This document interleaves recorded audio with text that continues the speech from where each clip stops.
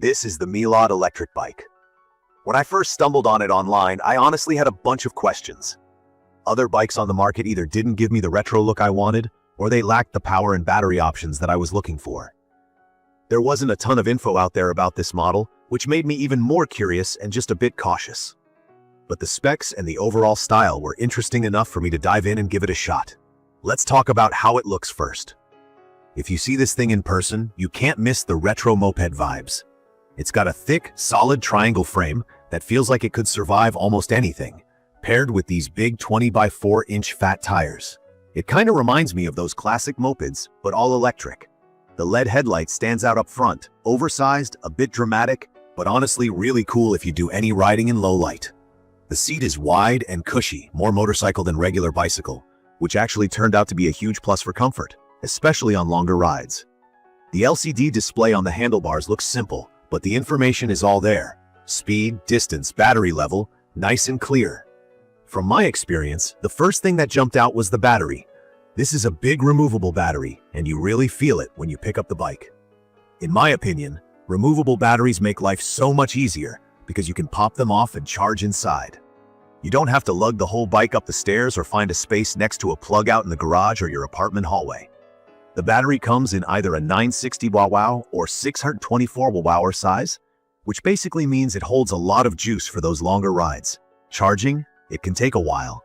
Don't expect a full charge in an hour, but I always prefer a bigger battery and more range to something lighter that runs out of power halfway through a ride. Putting the bike together was surprisingly straightforward. I'm not an expert, and I was able to assemble it with just basic tools in under an hour. The instructions were clear enough, and everything essential, like the brakes and controls, felt solid right out of the box. I'd recommend giving the bolts and screws a once-over after your first ride, just to make sure nothing's worked itself loose. But otherwise, the whole assembly process was painless. Taking it out for that first ride was honestly a blast.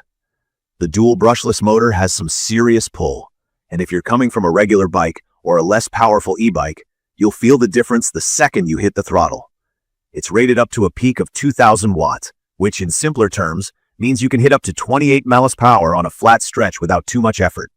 For commuting through the city or just hopping onto some local trails and gravel paths, it's perfect for people who like a bit of speed but still want control. The bike has 3 modes: pedal assist, full electric, and regular pedaling. In pedal assist, the motor helps you while you pedal, making climbs or long-distance riding way easier. In full electric mode, you can cruise without any leg effort, just using the twist throttle, very similar to a scooter or moped experience. And if you want to go old school, you can shut off the motor entirely and pedal. But I'll be real, with the weight of the bike and those big tires, it's not the most efficient pedaling bike out there.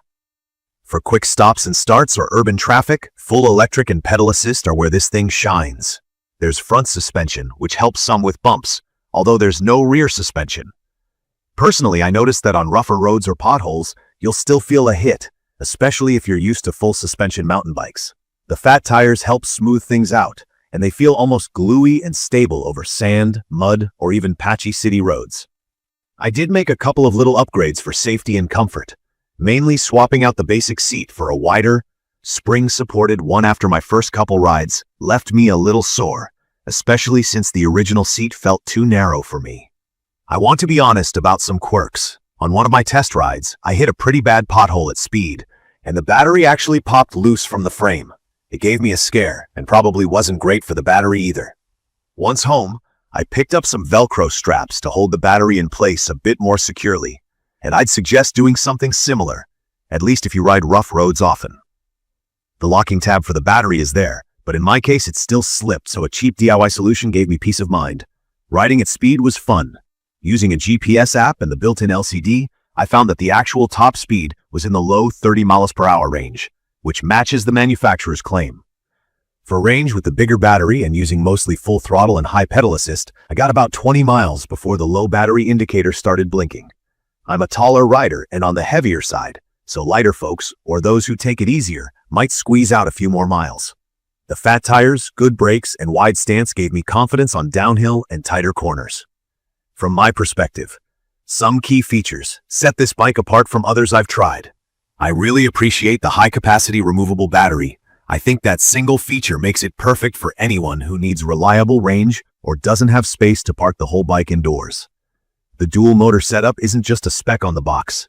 You feel it every time you hit a slope or need to pull out from a dead stop in traffic. The twist throttle is intuitive, even if you're totally new to e-bikes or come from a scooter background, and it just makes stop-and-go city riding easier. I also like the overall design. The fat tires aren't just for show. They handle city potholes, gravel, even a shortcut across a park. The LED lights front and back are useful for riding at dusk or later, and the LCD display takes the guesswork out of speed and battery life. Assembly is beginner-friendly, so you're not stuck fighting with complicated wiring or hidden screws. And honestly, for the price, the combination of power, range, and style is not easy to find. That said, it's not a perfect one-size-fits-all ride. The harsh ride on rough streets might be uncomfortable for some, especially over long distances. The seat, while better than average, will probably need an upgrade if you're picky about comfort or have a wider frame like me. And the battery latch issue is something you'll want to watch out for. The headlight mount feels a little flimsy out of the box too, so if you plan to ride at night a lot, you might want to reinforce it or swap for something sturdier. In conclusion, if you're someone who's looking for an affordable, stylish e-bike with real power and a big battery for either commuting or weekend adventures, I'd recommend this MEELOD electric bike. It's not flawless, but it's a ton of fun to ride. It grabs attention everywhere I go, and it handles everything from daily errands to gravel trails without breaking a sweat. Even with a few little tweaks to make it your own, it's an easy bike to recommend for beginners or anyone upgrading from a basic e-bike. Please check the comments section for detailed information about the MEELOD electric bike. Thank you for watching.